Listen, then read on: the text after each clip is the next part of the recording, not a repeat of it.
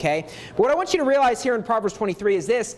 He's actually going to explain to you in the next 3 verses how wine is made. Now here's the thing about this. Most of us don't drink any alcohol, and probably most of us have never really tried to ferment juice into wine. So I think we've read over these verses and we didn't even realize, oh, he's actually explaining how wine is made and how it's produced. Okay, I really didn't have any idea. Quite honestly, I've listened to a lot of sermons against drinking alcohol from this passage. And it's because people don't drink, they don't really realize, or they've never fermented alcohol, they never realize that this is actually what he's talking about. When he's saying, if I tarry long at the wine, what we're going to see is he's going to talk about the process of how wine is made. And he's saying, if a long time is spent, you go from something that is a very tasty, beautiful substance made by God into something that's a poison. Okay? And he's going to explain it in these next 3 verses. To understand this, I want you to understand something. Think about if you were to eat a banana. Once you take the peel off, what is the color of the banana? White, right? If you eat an apple, you take the skin off, what's the color? White. Did you realize that if you take the skin off these grapes, this is not green once you take the skin off? This is not purple once you take the skin off. In fact, the color of a grape is actually very clear. There's really no color to it. The color comes from the grape skin. In fact, all of these grapes essentially taste the exact same until you add the skin. The skin gives the color and the flavor for the grape. The difference in flavor and the difference in color depends on what type of grape you have. Now, he's going to explain to you the process of making red wine, which is the most famous type of wine, okay? Now, he doesn't explain making vodka or gin or rummy, but look, pretty much all alcohols, they have a pretty similar process, okay? They use different things, but they have a similar process for how they're turned into a poison, a fermented beverage, okay? Obviously, when he's talked about red wine, that's different than white wine. That's not what you'd get from this green grape here, but I would say that if you turn this into a wine, it would apply as well. Okay, but he specifically refers to red wine. Now here's the thing. If a farmer decides he wants to have some grape juice, and he says, I'm going to take this grape, which is a very common grape to make grape juice, and I'm going to crush that grape, what color is the juice going to be? Clear. There's no color to the inside of a grape. The skin is what gives us this color. So if a farmer crushes that grape, he's going to drink something that looks like bucco. In fact, you can go on YouTube and watch people make grape juice. It's like, man, it looks like he's drinking bucco.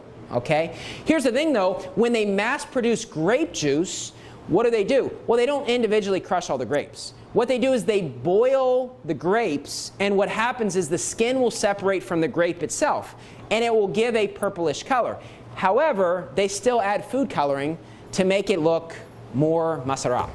Okay, so there's multiple ways to make grape juice, but if you just were to crush grapes, there is no color to a grape. It looks like bucco, okay? If you were to boil it, it's going to give you kind of a lightish purple color, obviously depending on the grape you use and how long you boil it and stuff like that. But basically, some of the color of the skin bleeds out into the grape.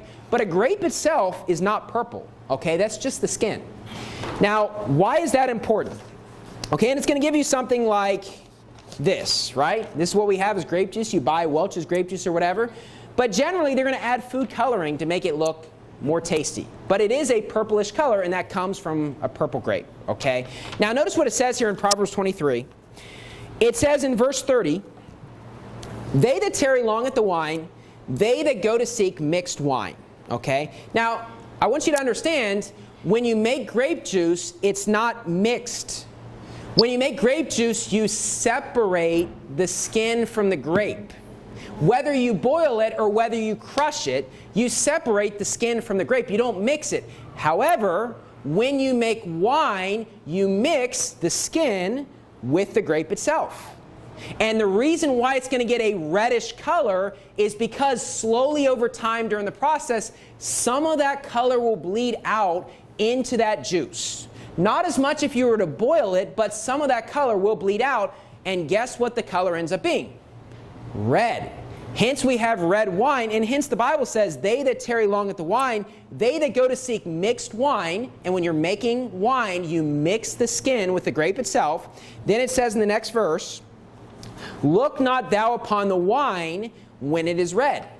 Now here's the thing, if you're a farmer who likes grape juice and you got 50 grapes that you turn into juice, you're like, well, when I make this, it's clear. There is no color to it. It's obvious when he says, look not upon the wine when it is red. It's giving you the process of when you're making red wine, not grape juice, because it's a different color. That's why the Bible's specific, look not upon the wine when it is red, when it giveth his color in the cup, because this is the sort of color you're going to have with wine when it's finished. Okay? This is different than grape juice, which will either be clear or it's going to be a purplish color where they'll add food coloring because it doesn't really look, as tasty unless you add food coloring. Okay? So look not upon the wine when it is red, when it giveth his color in the cup, when it moveth itself aright. You say, what does it mean to move itself aright? Well, let me give you a picture of wine while it is being fermented. This is wine. You're like, what in the world is going on here? This doesn't look very tasty, does it? And look, obviously we should avoid wine, but what is taking place is this. A couple different things are going to form. Ethanol, which is drinking alcohol, and carbon dioxide. Now imagine you had a Coca-Cola and you pour a glass of Coca-Cola and you look down at that Coca-Cola. What are you going to see? You're going to see these bubbles go up, right? Isn't that true? When you have carbon dioxide, it moves itself aright, okay? During the process of making wine, this is what takes place, and once the carbon dioxide evaporates, it's ready to drink for fermented alcohol, for wine, okay? Drinking fermented alcoholic wine, okay?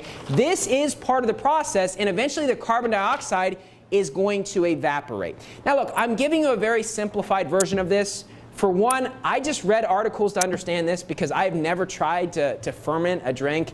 I will say this though, I looked online and apparently a bunch of people in college have nothing to do. They're like, man, I had a Coca-Cola and I tried to ferment it, and then they had Mountain Dew they're fermenting, and it's like, what in the world is wrong with these people, right? But apparently a lot of people actually try to do this, but not Bible-believing Christians. But this is actually wine during the fermentation process. Can you see why it says moveth itself aright? Doesn't that make sense? Because here's the thing. Wine at the end stage is not moving itself aright. The carbonation is gone. It's talking about during the process. Now what's interesting is that in modern versions, they decided to change it from moving itself aright. We take a stand here that the King James Bible is perfect, and look, the more you read the Bible, the more you realize that's true. Amen. This is what it says in the NIV. Do not gaze at wine when it is red, when it sparkles in the cup, when it goes down smoothly. Is that the same as moveth itself aright?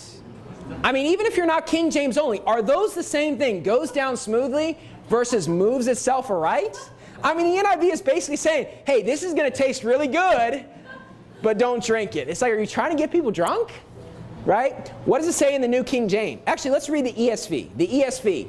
Do not look at wine when it is red, when it sparkles in the cup, and goes down smoothly.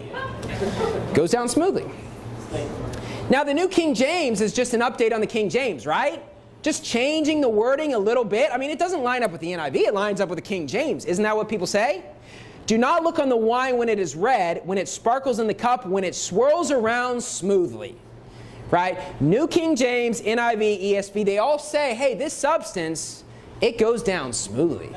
Man, it is tasty. What a beverage this is. No, the Bible says that moveth itself aright. And when you're understanding that with making wine, you mix the skin with the grape, it becomes red, and then it will start to bubble as carbon dioxide forms, which ends up evaporating, you can tell he's actually giving you the process of making alcohol.